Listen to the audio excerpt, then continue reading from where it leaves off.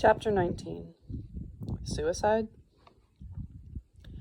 One evening, a man from Novosibirsk dropped by to see me. He was in Moscow on some business of his own.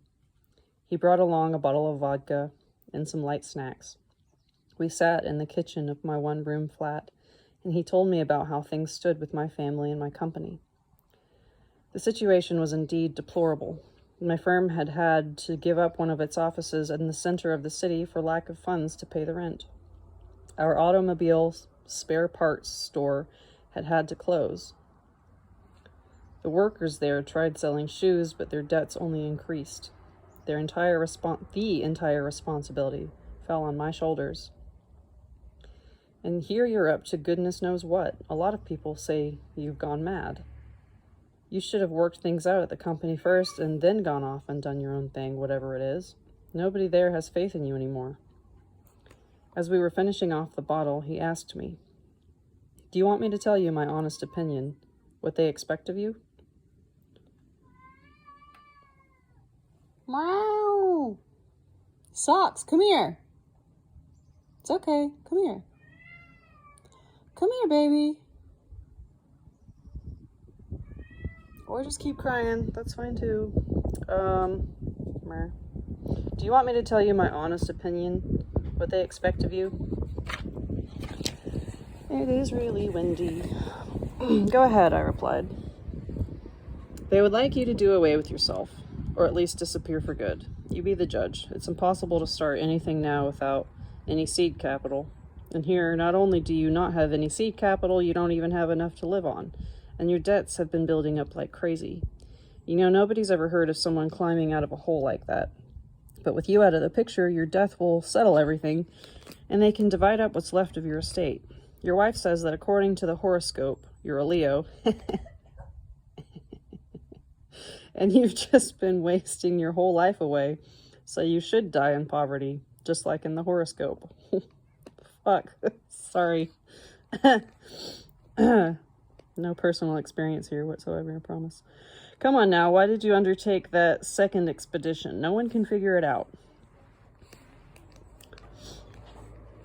In spite of the fact that we were both pretty drunk, when I awoke the next morning, I had a clear recollection of the whole conversation. His arguments were forceful and convincing.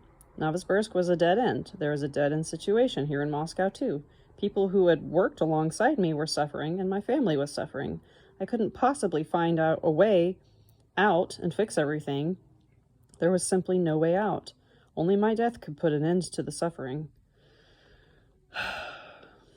Of course, suicide is never the right thing to do. I'm going to say that a little bit louder for the people in the back. Suicide is never the right thing to do. But according to the logic of events, my suicide would relieve the suffering of others, and if that was the case, then he was right, and I had no right to live. And so I decided to do away with myself. The thought of it even brought comfort to me. I was freed from the need to undertake a torturous search for a way out of my present situation, since I agreed that death was the way out. So I cleaned up the apartment a bit and wrote the landlady a note saying I wouldn't be back. I decided to go to the trades union office and put the fellowship files in order.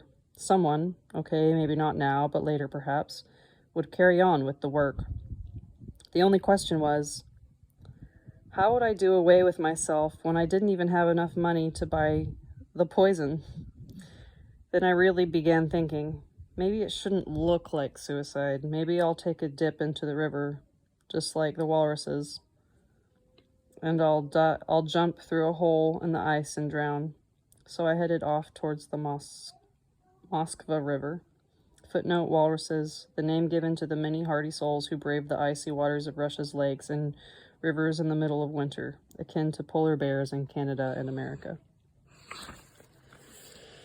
As I was making my way through an underground passage at the Pushkinskaya metro station, my ear all at once caught a familiar melody.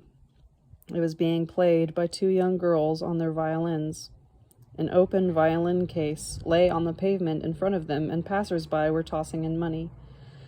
A lot of buskers make extra money like that at metro stations. But the way those two girls were playing their sweet melody amidst the bustle of noisy pedestrians and the screeching of trains in the background caused many a passerby to slow down and listen. As for me, I couldn't help but stop dead in my tracks. The violin bows were echoing a melody I had heard only once before in the Siberian taiga, a melody sung by Anastasia.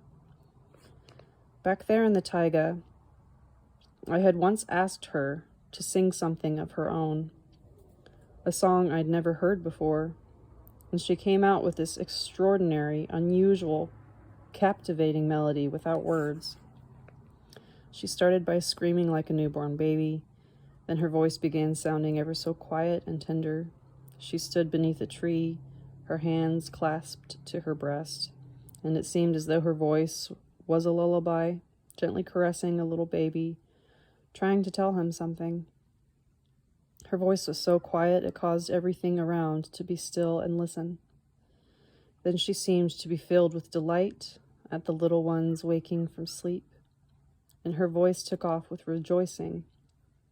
The incredibly high-pitched sounds and cascading trills soared and took flight to the heavens, radiating through space and delighting all around. I asked the girls, "What were you playing?" They exchanged glances, and one of them said, "I was just sort of improvising." And the other chimed in, "And I was just playing along." Here in Moscow, caught up as I was with the idea of setting up the Fellowship of Entrepreneurs, which had become the main focus of my life, I had almost completely forgotten about Anastasia. And now, on the last day of my life, as though to say farewell, she was reminding me of her existence. "Please, play some more, the way you were playing before," I asked the girls. "We'll try," the older one replied. And there I stood in the metro station passageway. Meow, meow. Listening to the captivating melody of the violins and remembering the glade and the taiga and thinking, Anastasia, it's much too complicated to make all that you thought up come true in real life. It's one thing to dream, quite another to turn the dream into reality. Some sort of mistake must have crept in you as you were working out your plan. Organize a fellowship of entrepreneurs, write a book. I felt as though a flood had hit me. Repeating these last two phrases over and over again, I felt there was something out of place there. Something wasn't right. Back there in the taiga, the words had been spoken not quite the same way, but how? How else would they have been said? As I continued repeating them, I happened to switch the word order and heard myself saying, write a book, organize a fellowship of entrepreneurs. But of course, the book should have been written first. The book was supposed to settle all these questions and, more importantly, spread information about the fellowship. Yikes, how much time I realized I'd wasted, and in the meantime, look at how complicated my personal life had become. All right then, I'll get busy, I thought. At least now it's clear just what I should be busy at. It's absurd, of course. Someone who doesn't know how to writing a book, especially one he expects people to actually read. But Anastasia had faith that it would work out. She kept trying to convince me. Okay, that means I've really, really got to try now. And I've got to see it through to the end.